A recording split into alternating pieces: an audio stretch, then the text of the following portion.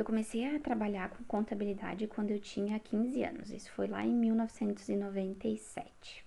E o meu primeiro salário foi R$ 80. Era de carteira assinada, eu trabalhava meio turno, estudava de manhã e trabalhava à tarde. Esse foi o primeiro trabalho que eu recebia salário, porque o primeiro trabalho que eu tive foi num escritório de advocacia, em que eu não recebia salário, eu trabalhava em troca de cursos. Então, lá em 1997, eu entrei para esse escritório contábil e recebi meu primeiro salário de R$ 80.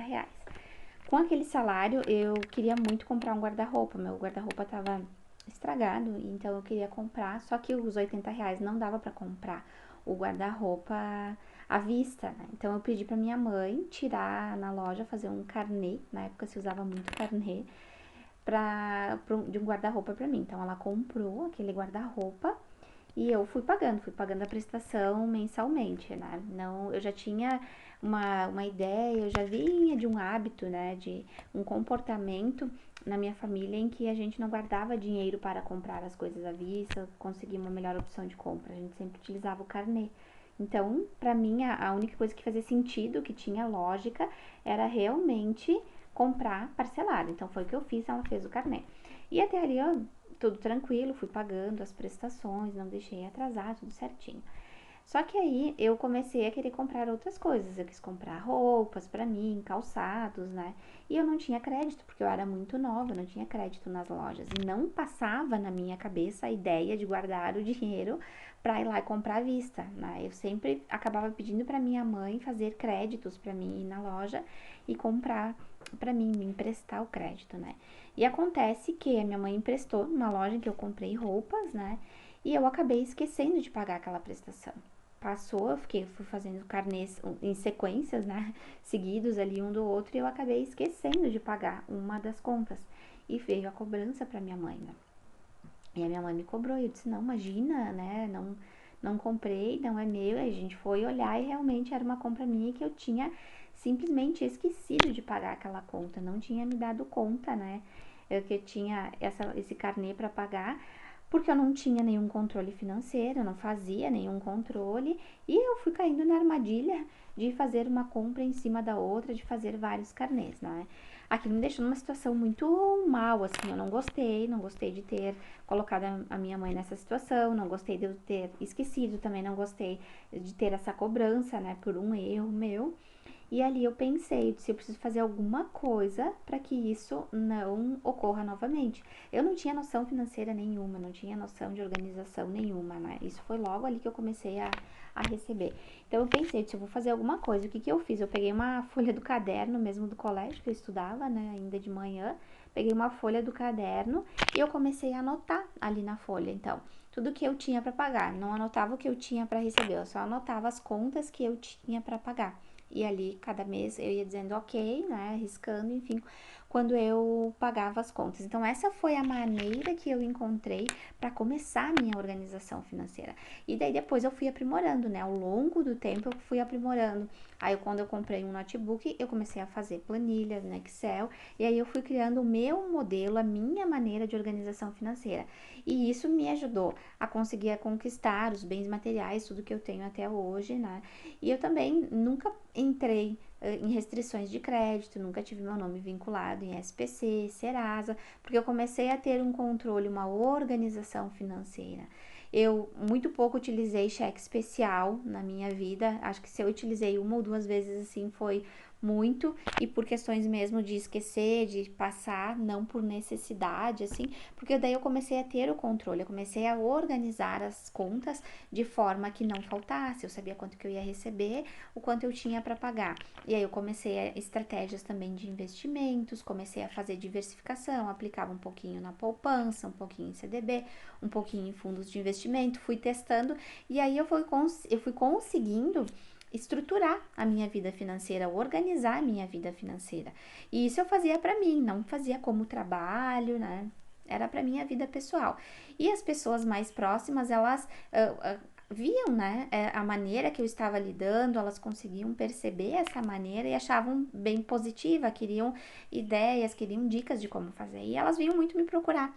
pedir ajuda. Então eu comecei ajudando as pessoas bem próximas, né? A minha mãe, o meu irmão, as minhas primas ali mais próximas começaram a me pedir ajudas para eu ajudar elas a organizar as finanças, né? Enfim, colocar as metas, os sonhos, os objetivos e como que eles podiam chegar. E as pessoas sempre me procuravam para pedir opiniões, quando precisava fazer um empréstimo, quando queria comprar um carro, uma casa, quais eram as melhores opções financeiras. Pelo fato, né? Também de eu ser contadora, de eu trabalhar nesse mundo já há bastante tempo e também por elas verem que eu conseguia alcançar muitas coisas, né? Conseguia ter os bens materiais, aqueles que eu desejava, sempre de uma forma organizada, de uma forma estruturada, com limite, né? De cartão de crédito, sem restrições, de SPC, Serasa, enfim. Então as pessoas começaram a me procurar muito para isso. E eu sempre fui ajudando as pessoas de uma forma empírica, aquilo que funcionou para mim, aquilo que estava de acordo, né, na minha vida e que estava dando resultado. Eu comecei a ajudar essas pessoas dessa forma, sem uma metodologia, sem uma linha de raciocínio muito clara e estruturada, mas eu ia ajudando, eu fui estruturando. E assim eu construí toda a minha vida, a minha trajetória profissional. Eu me organizei para ser mãe, para deixar de trabalhar, fiquei um tempo em casa, consegui viajar, fazer os meus sonhos, realizar os meus objetivos.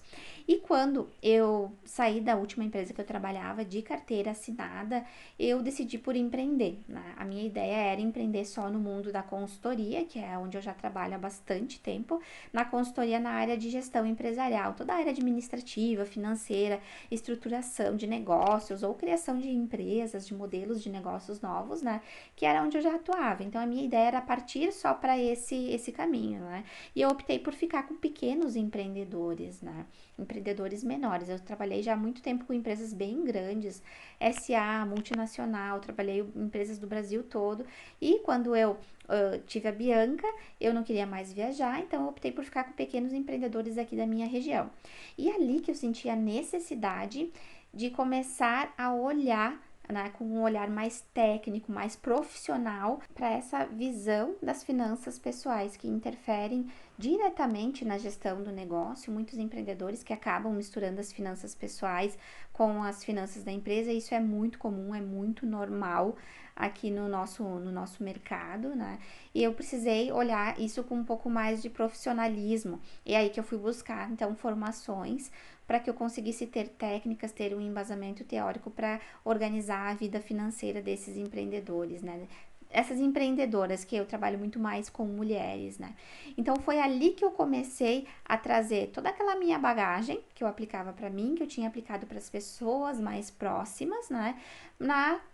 Como uma forma de trabalho, como uma forma de consultoria, como uma mentoria. Então foi a partir desse momento que eu descobri, que eu entendi que tudo aquilo que eu tinha aplicado na minha vida, né, lá desde os meus 15 anos, né, até agora, eu poderia utilizar isso para contribuir com as pessoas, para que as pessoas pudessem ter uma vida financeira mais equilibrada, mais organizada. E o objetivo não é ter a vida organizada, não é ter a vida equilibrada financeiramente. O objetivo é que você consiga realizar os seus sonhos, que você não viva aquela vida sempre trabalhando só para pagar contas, que você não sinta prazer, que você se sinta desmotivado, que o dinheiro não seja um empecilho, que o dinheiro seja sim um motivador para que você consiga alcançar as suas metas, os seus sonhos, os seus objetivos. Quando a gente consegue colocar as coisas muito em ordem, organizadas pra gente, que isso está muito claro, fica mais fácil que a gente conseguir atingir, a gente chegar até os nossos sonhos, né? Então a gente precisa saber quanto custa esse sonho,